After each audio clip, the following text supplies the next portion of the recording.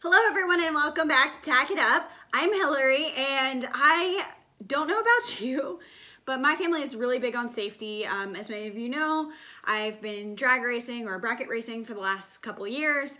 And as I got a faster car, Yeti Vet, who runs about low sevens in the 8th mile, I wanted to upgrade some of my safety equipment this season. So I recently purchased something from a company I've never purchased before, Speedway Motors, and they had a wide selection of safety equipment, different jackets and pants and single suits, different Nomex socks, things like that.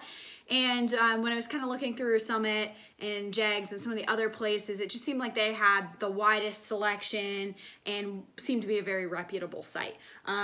So I figured, since I've never used them before, it might be fun if I open up what I got on camera and give you guys my at least first reaction, kind of an initial review of what I purchased. And yeah, so let's go.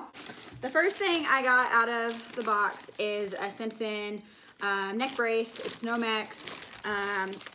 I was looking at the bigger Hans devices, but I know a lot of drag racers feel like that's overkill if you're not in an alcohol car.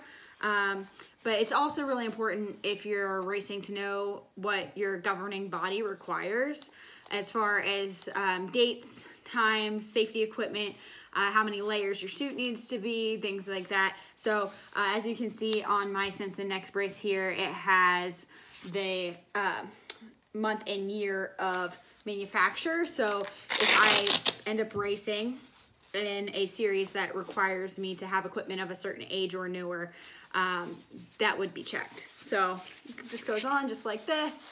I have a tiny child-sized neck, so, but this is just so if I have my helmet on and I were to crash, this keeps my neck in place, keeps me from getting whiplash or potentially breaking my neck.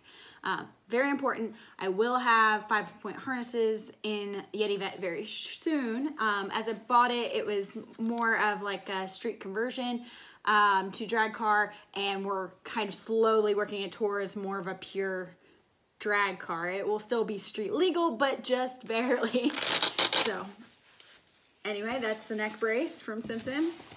And that's a lot cheaper than a full Hans system if you don't need it.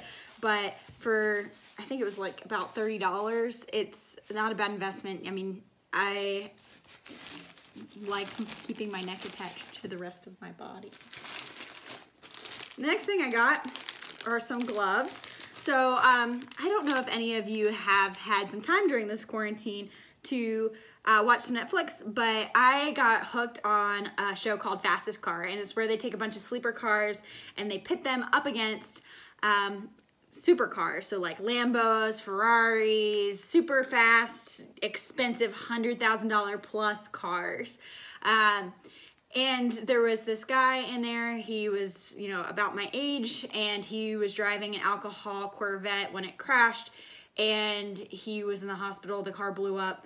And in his interview, he had burns on his face and his hands, and one of the things he said is he wishes that he had on protective equipment on his hands and feet and his face. He didn't have his face shield down, which didn't protect his face, so where his helmet had his skin exposed right in here, that was all burned and scar tissue, and they had to reconstruct that. So after watching that video, even though I'm not going anywhere near as fast as what he's going, it really made me think twice about my safety.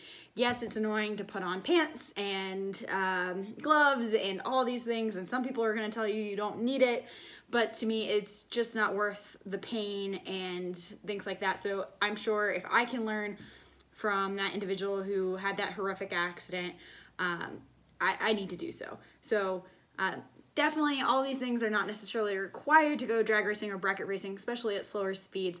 It's just something I'm electing to do because I want to protect myself. I want to be around for my family, and I don't want to have the expenses that go along with the medical bills should something go wrong.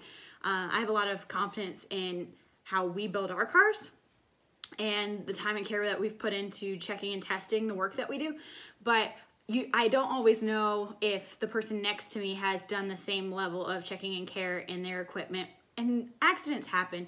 It's not necessarily anybody's fault or negligence on anyone's part, but accidents happen.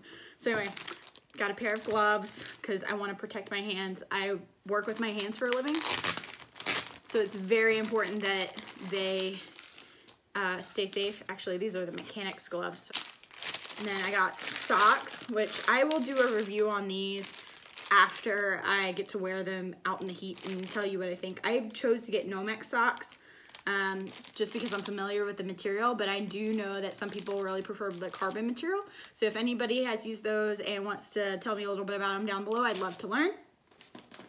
So these are my racing gloves. They're the Bell ones. I have extremely small hands, so the hard part, and I don't know if anybody else has found this, but adult sizes in race suits typically go from 5'4" up, and the men's smalls are usually for somebody 5'4", and then the youth sizes usually go up to 4'11". So if you're like me in that sweet spot, you know, between, you know, 5 foot and 5'4", then there's really nothing made for you. Everything's gonna be a little big. So these gloves are just a tad big on my fingers. I could have tried to go with a slightly smaller size, I think, but I didn't want my hands to swell and to have issues in the hot sun. But they seem pretty comfy. We'll have to give these a go. And then next up, I have my jacket. So I elected to try a two-piece suit. Many of you have seen me in my one-piece suit.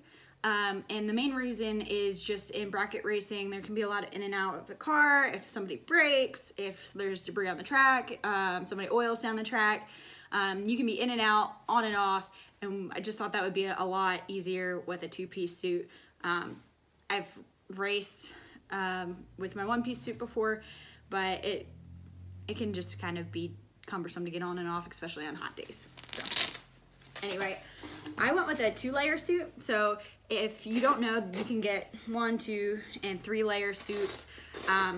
The alcohol cars, I think, require some of the highest grade stuff, but my 1-layer suit is, or pardon me, my one jumpsuit is a 1-layer suit. So I figured if I was going to invest in something, I wanted a jacket that would be good for me as I got faster and faster, and as the car got faster and faster. And so I invested in a 2-layer suit.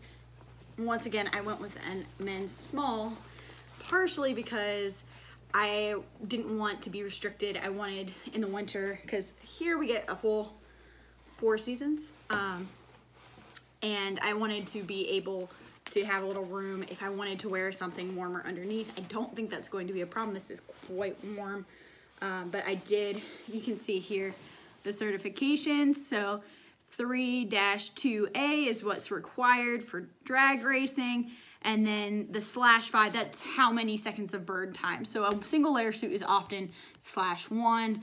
This is /5, so 5 seconds of burn time is what this is rated for. So yes, that is what I'm good to. I hope not to become a burning man, or burning woman rather, but we shall see. Be thankful to be prepared. And I think the jacket cost me around $150. You can get single layer suits a little less expensive. I also got some shoes.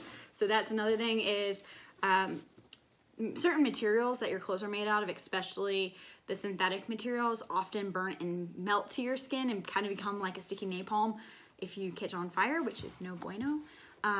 So I thought it was important to invest in fire-rated shoes. It's something that a lot of people overlook.